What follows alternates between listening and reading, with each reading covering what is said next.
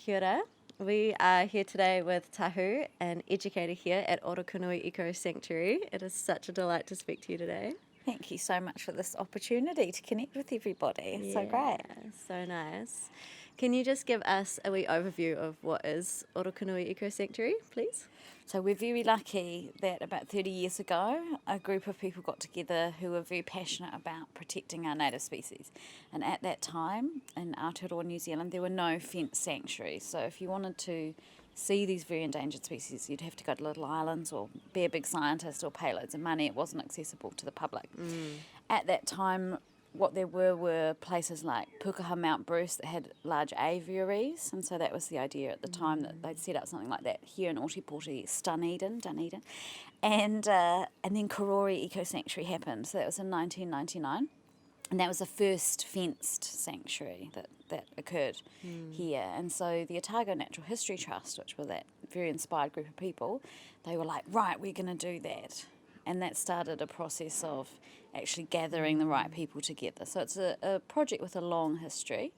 A really, really special thing that happened was that in 2005, Diane Campbell-Hunt, who was very involved with Karori Eco Sanctuary, came down here to do her PhD at the University of Otago, actually all about eco sanctuaries. And so she was the one that really ignited the whole project in terms of engaging with the community. Yeah. So she held more than 50 public meetings where she engaged with the wider Otago community, and she said to them, hey, this is our vision. We want you to be part of it. Yeah. What do you feel has been lost in our area? What is your knowledge? And this is with local iwi, Katihui Rapa, all that Mataranga Māori around the knowledge of the landscape. And she really brought everyone together, and she really got everyone on board. And that meant that starting in 2006, a restoration plan was developed, a feasibility study was developed, and those documents are accessible through the Science Library or through the public library. And they're fascinating documents because what they do is they talk about these different sites, what are the benefits of these different sites, and also that consultation process. In terms of funding, that made it a lot more straightforward because there was all that community consultation at the start.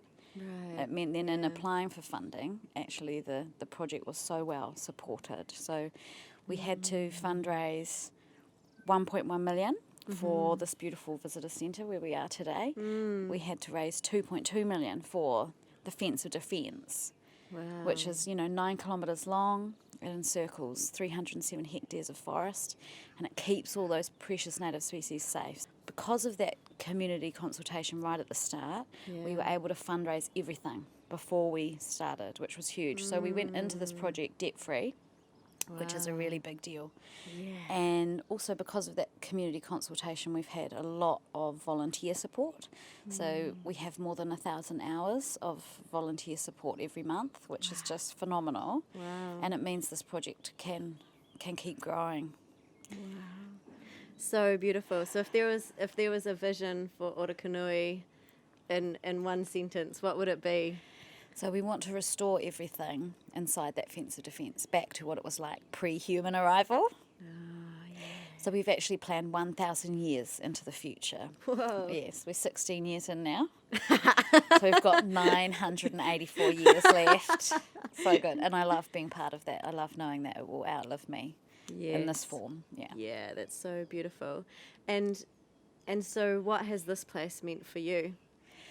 So for me, Orokonui has really completely changed my life, and it has given me that connection with my soul, that this is what I want to do forever. I want to just give and give as much as I can to this place and to the kaupapa of this place. The vision of the place. The vision of this place. Yeah. And I know that that's all I have to do. So it's quite a release and a relief. And it really has shown me so much of what we can do as a species when we bring forth that inner nurturer and that visionary, and we're working together with others. Yeah. And we feel that support, that we really can achieve anything. Yeah, so your place, you found, it sounds like a home and a purpose. It is. I say my heart's home. Yeah. Yeah. And, I've been so lucky that I've always felt that connection with the living world. Yeah. And when I was a wee girl, I lived up a tree in the sea in Broad Bay. But when I was 7, we went to England. So it was a big, like, whoa, you know, it was a big shock for me, and it affected me quite a lot. Yeah. So I always wanted to come back here. So I've been very lucky that I have been able to come back here, and it's to come back to this real epicenter of regeneration and restoration in life. So beautiful. Yeah. I'm very grateful. Yeah, amazing. And so, how do you view or interpret whether humans are a part of nature or apart from nature? So for me, we're most definitely a part of nature. And for me, I love the frameworks of meaning that we have already developed as a species. I think those frameworks are constantly evolving, and that's part of who we are. Yeah. That our consciousness is constantly co-evolving with all life in an infinite web, and actually we are the portaki, we're the children on this earth. So, you know, one of the frameworks of meaning that we have developed is science, and for me science is love. You know, science is an appreciation of the world and our connection with the world that we innately feel, and a way that innate curiosity and that innate love and appreciation that we have as a species can be nourished. And so I think that's a powerful framework in terms of understanding who we are physically. And one of the things that I really feel is that, you know, all life has laid the foundations for us, and we are related to all life, and we actually know that. That's a fact, which is lovely, isn't it? And so we can really draw upon that sense of connection, and we can call that lots of different names. We can call that whakapapa, you know, that relationship is there, that connection is there. Genealogy. Yep. Or we can call that, you know, genetic interrelationship, however we want to describe it. But for me, what that gives me is that sense that we're never alone. We're always surrounded by our whānau and our family. Yeah. And actually, when we are appreciating the natural world, the living world, we never see anything except perfection. So we can allow that for ourselves. So there's so much that comes from it that is empowering and healing for us as a species if we allow that shift to take place in terms of how we feel that connection. So I think that connection's always there. Yeah. So what I'm hearing and what you've just shared is that there's the knowledge of the scientific community, which is really valuable, that helps us understand things. Then there's also a feeling of being connected into the natural world. And I'm hearing from you of not being alone and being connected into nature, because nature's always there for us, and it's very healing, and it can help us see parts of ourselves as well, and help us heal who we are, and perhaps our relationship and how we interact with the natural world. And I think it also, like for me, it's freedom, that we can acknowledge that we're always free, because we are. And there's a lot of, obviously, like with the human-made world, there's a lot of messaging, and there's a lot of ways that things are conceptualized that can diminish that sense of freedom. So it's so important with that connection with the living world that it allows us to remember the reality of all life, which is that all life is free, and that all life is unique.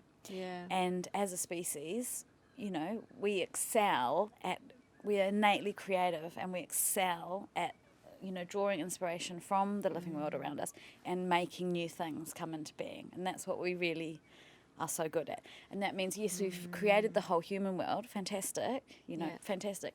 But what's underneath that human-made world, the real world, the living world, you know? And so it's wonderful to be able to take a bit of a step back from that human-made world and go, yes, fantastic, this is one of our creations as a species, fantastic. But it's a tool, that's all it is, it's just a tool. And so I think we are the great tool creators and tool users as a species. But for me, the role of those tools is to serve the living world. That's what it has to be. Right. So I love all the new technology that's coming forward in the conservation space, and I really support that. But I think it's so important that it comes with that connection to our hearts, that we know it's from a place of love, because we want to serve the living world and protect it and sustain it. So I really support everybody to come to nature spaces around them, and it can be all different kinds of spaces, just so they remember what they can do and who they are. And that's really what I love about this place. And it could be, we have students in cities as well, and like there's not always the accessibility to this, but going into a park or even growing plants inside your house, there's what I'm hearing from you is like a sense of like freedom or wildness, or there's something that we can't tame nature. No. Right? Like it just happens, and that there's things that I'm hearing that you see in nature, like the uniqueness, for example, and the perfection and the harmony, the wildness, the freedom that perhaps we can start to reflect on and go, wow, that's perhaps what nature's reflecting back to me and what I can learn from that. Yes, I think so. You know, when I was 7, I went to these big cities. I was living in these really big cities. Yeah. We were in an apartment. There were no windows in the apartment. So it's like, how do you connect in there? Yeah. And something, of course, that we have is our breath. Yeah. Our physical reality, our bodies, our amazing bodies, you know, that we can always connect in that way. We have this with us always, our senses, everything, you know, is here for us to remind us of our natural reality, that we are part of nature in that way. We always have the sky, you know. Yeah. As soon as you come out of your windowless apartment, there's the sky. Yeah. So that can help give a sense of the real world. Yeah. Beneath the human-made world. Around the human-made world. Yes. But for me and my friends, we found this disused railway bridge that we used to go and hang out underneath. And there was all iceberg lettuce bags everywhere and washing machines everywhere because the council would dump rubbish down there. Yeah. But there were trees that were growing through the washing machine, or, you know, nature was just so strong that it was coming back. It's so important that we find those spaces however we can. And so really I hear what you're talking about is your place, you know, or a place in terms of the natural world being a place, and then how it informs identity, or how it could inform identity, and then that leads to practice as well, like what we do about that or what we do with that. So this is a living, vibrant place with lots of education, so we just got overwhelmed by an educational group, so that's all good. We'll just finish off our last part here, because what I'm really interested to explore is what you were talking about in terms of setting up this project. So we just talked about moving into practice, and this is an incredible example of so many people working together to take action in something they believe in. And you talked about the community involvement and consultation as well. So yeah, I'm interested in the balance between being task-driven perhaps, and also relationship focused as well, and what's the role of both of those in creating something like this? So I think that we all know on a very simple level what works, that we can't have one without the other, that we can't have a grand vision with practical steps in it without those relationships and those people who are inspired by that vision to actually make it happen. And without those relationships, particularly with a project like this, which is so long in its development and so long heading off into the future, those relationships are most important. So because we had that community consultation at the start, and we did things like everyone that lives in Waitati that was there when the project began, and now they can get a key, you know, they can access a key to go in and out any time. So it's that sense of exclusion is not felt by the people who actually live here. The community. This has been their space for hundreds of years, you know, so it's important that sense of inclusion is really strong with the project. With the volunteers, you know, a lot of them have been here volunteering for the last 16 years, you know, like they're so passionate about it, and it's a huge part of their lives. And as they are, you know, getting older, a lot of them are getting older, then they're bringing in their families to get involved. So it has to have a sense of relationship in terms of the personal family generations getting involved over time, and I think that's really important. And for me, because my main role is to work with the community in terms of education, so all the early childhood, the primary, the secondary schools, the university. So it's at any age, actually, you can become part of this place. And as long as there's a sense that what they have to contribute is valuable, and they can see where those skills fit in, which they always can, then I think that's really important. And we also have a really good relationship with the university and the Polytech, obviously, where students can come and do projects with us, and we're so grateful for that support, because we are a charity. We do rely on people giving their time for free, which is so kind. So there's lots of different ways that we can build those relationships. But the main one for me that I really care about is I want people to see that they have the skills. They have these amazing skills. And everyone does. And for everyone it's different. But with a project like this, there's so many different facets to it and aspects to it, because it's alive, like us. So it's just infinite, the possibilities that can come from it, And so we might have people that they come and they volunteer and they're helping with the conservation work, and they're helping cutting the tracks or putting out the tracker tunnels, or, feeding the birds, or, weeding, or whatever it is. Or we might have people that are helping with the cafe or the administration or the education. So it's just very varied, and some people do all of it.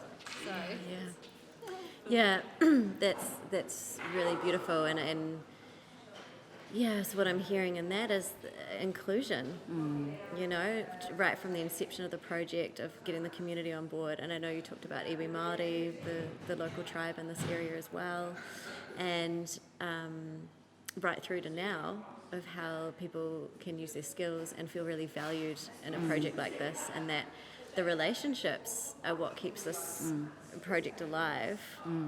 And it's also important to have a vision and some drive and some being task focused as well. And it reminds me of relationships with people. Are, like you said, helping to support the relationships that we're seeing in the natural world behind us, and how both are so important, that system of relationships. And we're finding out more and more about this all the time, So we're finding out about, the fungal network that supports all the plants and the trees, and that's hidden from us. That's been hidden from us for a long time. But now we're starting to understand all those connections. So I think more and more our consciousness is moving towards that sense of a supportive web that we're part of, which is really great. I'm really happy about that. And I guess in terms of the inclusivity, we're all welcome into the web of the natural world. Yes, we're already there. We're already there. Like, how beautiful is that? Cool. Well, thank you so much for your time. Thank you. Tahu, and our exploration of place and identity and practice, and what this place has to offer in our relationship with the natural world. So thank you so much. Thank you so much. Thank you. Yeah. Ka kite.